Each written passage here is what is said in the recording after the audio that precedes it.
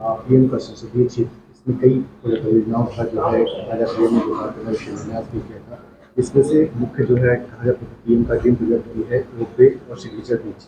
तो सर आज आपने बताया कि क्या सब पूरा जो है और कब तक सर ये वाराणसी की जनता को सौगात मिल जाएगा। तो पहले रोपवे का ब्रिज लेते हैं। ये पहली ऐसी प्रोजेक्ट थी हम देश में कहीं ले रहे थे, तो अपने आप में अनूठा प्रोजेक्ट है और इसमें कई समस्या भी आई हैं, लेकिन मुझे ये खुशी होती है बताते हुए कि अभी अंतिम चरण के कंस्ट्रक्शन में आ चुकी है। इसमें जो पहले 2-3 स्टेशन हैं उसमें तो तकरीबन काम उनका हो चुका है और इसमें तो अब राइड भी ले रहे हैं, गोंडोला चला भी रहे हैं, टेस्टिंग भी हो गई है। कुछ फिनिशिंग का काम है बट वो वैसे डिले हो रहा है, वो आराम से हो सकती है, कोई समस्या नहीं। जो बाकी दो हैं जो गिरजाघर और गोंडोलिया स्टेशन की है, उसमें अभी रोप पुलिंग का काम इस माह के 10 तारीख तक शुरू हो जाएगा और उसकी फिर तकरीबन 15 से 20 दिन का काम रहेगा और उसके बाद जो फिनिशिंग का काम है वो लगेगा उसके बाद 1 महीने के लिए। मुझे उम्मीद है कि जून के महीने तक सारा काम पूरा हो जाएगा और उसको फिर हम टेस्टिंग में लगा लेंगे।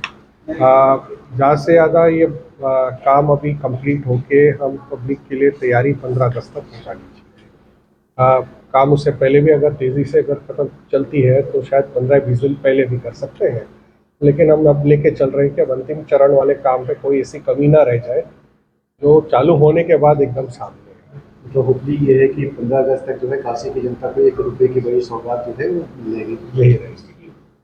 और सर दूसरा ये अभी सिग्नेचर ब्रिज का अभी से पीएम ने जो कहा है कि उन्होंने शिलान्यास किया और इसके बाद सर उसमें कब तक के काम सर को शुरू हो जाएंगे और कितने दिन में सर सिग्नेचर ब्रिज, क्योंकि ये भी पीएम का ये ड्रीम प्रोजेक्ट है। इसमें ब्रिज वाले काम में एक तरफा वाला ट्रैफिक तो छोड़ दिया गया था, दूसरे तरफा वाले में 4 ऐसे पियर थे जिसमें फाउंडेशन हमारी लग नहीं पा रही थी क्योंकि पानी इस बार उनके समय के बाद ज़्यादा छोड़ दिया गया था, तो उसमें पानी जो है उस मात्रा में काम नहीं कर पाए। ये पहले ही पता होता कि पानी छूटनी है तो उसमें डिज़ाइन अकॉर्डिंग भी थोड़ी बदल सकते थे, लेकिन जब बाकी की पियर बन गई और सिर्फ 4 की छूट गई तो उसमें हम बदलाव नहीं ला पाए। लेकिन यूपी सरकार की शासन की मदद से उसके ऊपर हमें कुछ मिल गई है मदद, तो पानी की लेवल थोड़ी कम आ गई है। साथ में डीएमआरसी जो मेट्रो रेल कॉरपोरेशन वाले हैं, उन्होंने एक नई तकनीक का इजाद किया है जो पहली बार यहाँ पर हम उसका प्रयोग करेंगे, तो उसका काम भी अब चल पड़ा है और ज़्यादा से ज़्यादा हमें इसकी सितंबर से अक्टूबर के बीच में ये चालू हो जाना चाहिए। स्टेडियम को लेकर के क्या स्टेडियम क्रिकेट स्टेडियम जो दिया हुआ है, स्टेडियम का एनएचएआई के साथ या इनके साथ तो डीएमआरसी को लेकर के सर आपने बात की है। इसके पहले 2 बार श्रीधरन सर भी बनारस विजिट कर चुके हैं, लेकिन अभी तक मेट्रो को लेकर के कोई कंफर्मेशन नहीं हो पाया कि मेट्रो क्या चल पाएगी या नहीं चल। मेट्रो के बारे में मैं ज़्यादा नहीं बता पाऊंगा क्योंकि मेरे कार्यक्षेत्र में आता नहीं है। बाकी 2 और नए प्रोजेक्ट हैं जिसको माननीय प्रधानमंत्री जी ने खुद उसके लिए दिशा निर्देश दिया है कि गंगा के साथ साथ एक गंगा रिवर विस्ता जिसमें पर्यटकों के लिए एक आकर्षण का केंद्र बने, और दूसरा शहर की जो ट्रैफिक की समस्या है जिसमें वरुणा नदी के साथ साथ उत्तरी दिशा से एक नई सड़क निकाल के, एलिवेटेड सड़क निकाल के शहर में अंदर उसको लेके आने के लिए, ताकि ट्रैफिक की समस्या शहर की भी निजात हो पाए। तो इन 2 प्रोजेक्ट के ऊपर अब कार्रवाई कुछ हुई है।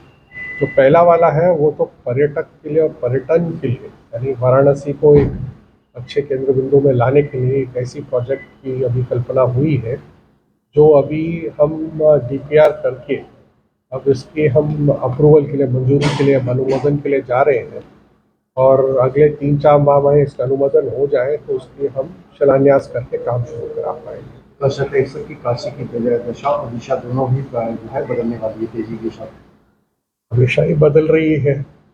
इसमें तो काफ़ी नज़र रहती है और ऊपर की भी नज़र रहती है कि यहाँ की विकास गतिशील हो और काम यहाँ अच्छा हो। और मैं तो कई सालों बाद आ रहा हूँ काशी, और पहले से तो मुझे बहुत बदलाव दिखाई दे रहा है। वाकई यहाँ तो विकास के जो पेड़ तो बहुत लगे हैं।